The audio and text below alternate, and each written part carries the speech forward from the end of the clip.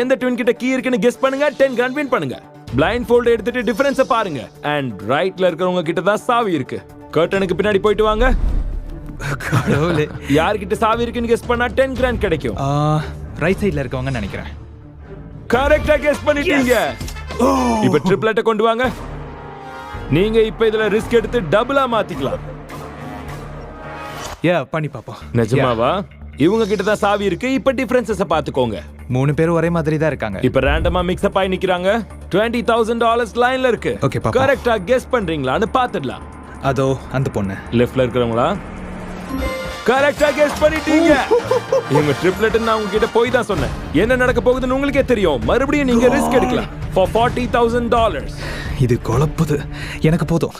போதுமா congrats man 100 identical twins 250K காக போட்டி போட போறாங்க நீங்க பாருங்க எந்த ட்வின் கிட்ட கீ இருக்குன்னு கெஸ் பண்ணுங்க 10 grand வின் பண்ணுங்க